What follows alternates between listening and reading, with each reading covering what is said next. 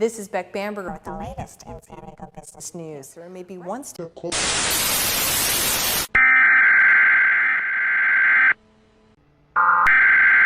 We interrupt our program to bring you this important message.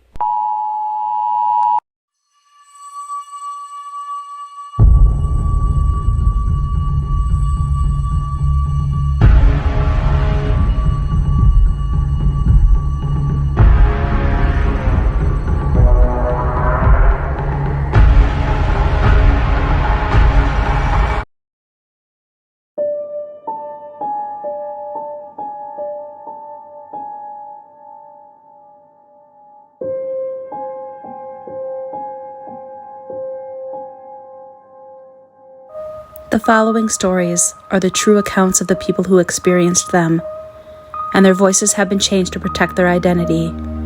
It's up to you to decide what you believe.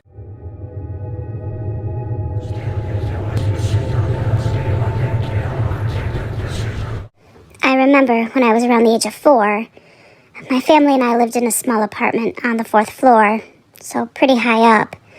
The apartment was full of, well, not great people, drug addicts, and other low-level criminals. There were no other kids in the unit, so I mainly spent my time playing with toys. One night, after my mother turned off the lights for bedtime, and the whole family went to sleep, I woke up in the middle of the night, around 2 a.m. I was pretty thirsty, so I was going to grab a cup of water from the kitchen. But as I was pulling off my blanket, I heard noises. Noises coming from the other side of the house.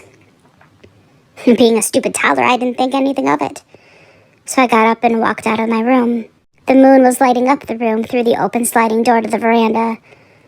But then I came to the terrifying realization that the sliding door, which was supposed to be closed, and I knew this because I was the one who had closed it, was now standing open.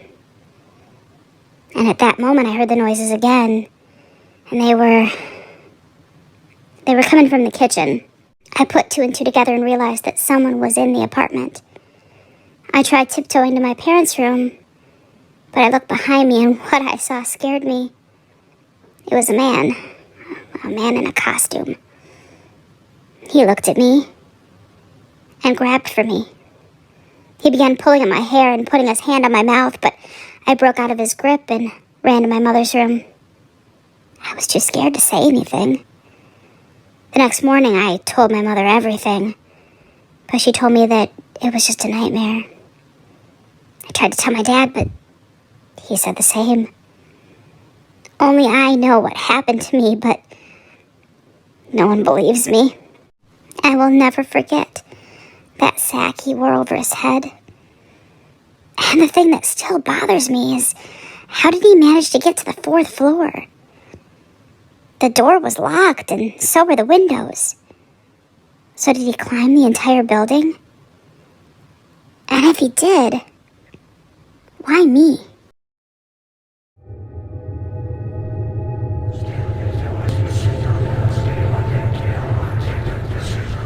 Well, this happened just yesterday, so it's fresh in my mind. I'm not quite sure what to think of it because it was just so bizarre and unbelievable. I might have just been sleep deprived. So, last night, at maybe 11 o'clock, I was walking around my block. My town's relatively safe, so I didn't feel in danger. Plus, it was a pretty night. I'd been walking for around 5 minutes when a pale woman with blonde hair and a white dress caught my eye from across the street. She's about my height, and looks to be around my age, too. I didn't actually pay attention to her after I first noticed her. While I circled the block again, she was on the same street, a couple of feet in front of me. She was standing on the curb staring at the cars passing by. It was a main road, so even that late, people would still be driving. I said hello to her, and she turned her gaze to me. I couldn't see her face super well, but from what I think I saw, she had no pupils or color in her eyes. And she just stared at me. After a while, I asked if she was okay. She didn't respond again, and simply pointed at the road. I was really confused and didn't understand. Right then, a red car started coming down the road, and she stepped out in front of the car. The car slammed into her, and it was a bloody mess. The driver immediately stopped and jumped out, and it was a man in his mid-20s. We both spoke about it, freaking out. He called the police, and I went around to the car to see the state of the girl, and once I circled around the car, she was gone. Not gone as in dead, gone as in she just wasn't there. The blood on the road was gone too, but not gone from his car. After the police arrived, they concluded that it was some big hoax of a kid who didn't know what they were talking about and some guy who went along with it. The blood on the truck was brought into investigation, only to be found out to be paint. Nothing else was put up about it.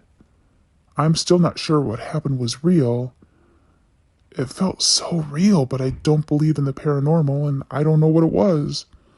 If it was just a dream, or if it was real, I remember it like it was real.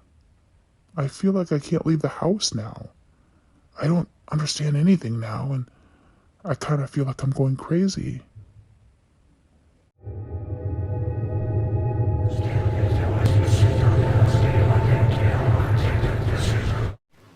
So, this isn't my story, but my best friend's.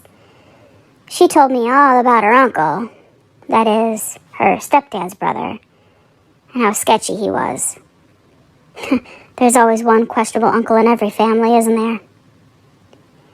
My friend said that a few years ago, whenever she would meet up with her step-uncle, he would always give her the creeps. He'd say things like, "The wife and I are going to the trailer for a week, and you should come along. Oh, by the way, my wife is only going to be there for a couple of days, but you're welcome to stay as long as you like." I mean, that's not necessarily the worst thing in the world, but the way he said it made her really uncomfortable.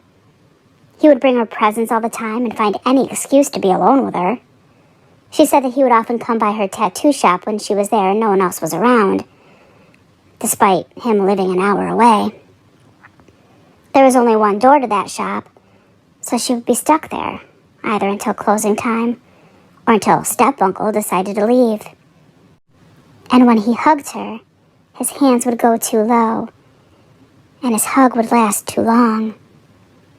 I can't remember if I ever met this guy, but I was very familiar with my friend's stepdad, and I never cared for him, so it was safe to say that it wasn't a stretch to imagine that I wouldn't like him either.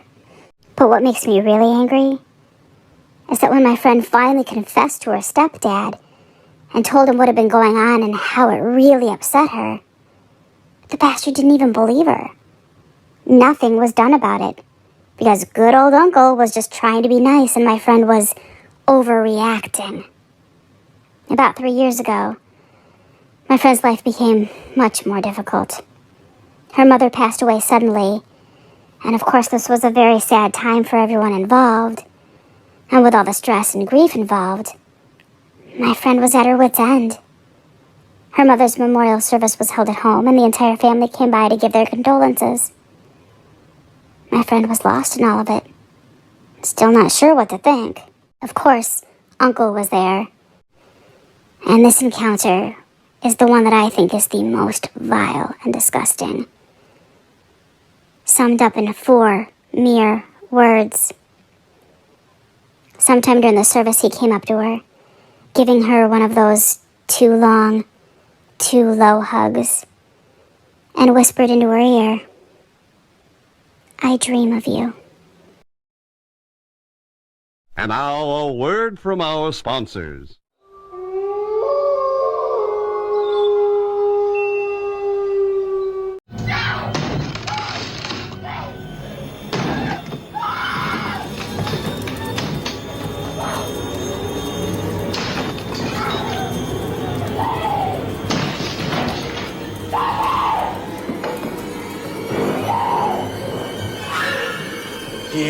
VENATOS. Spooktober 2022 is proudly sponsored by Press Start Productions' favorite, VENATOS.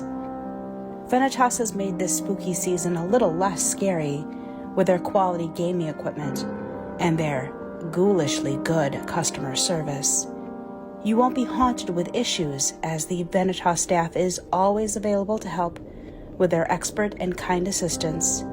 Even the undead can stand behind. If you're looking to upgrade your setup and want to do it in an affordable way, then look no further. As an added bonus, VENATOS is offering all members of the Press Start family an additional 10% off all of their orders when you use code pressstartmom at checkout. So, don't be afraid. Go to venatos.com today. You know you want to.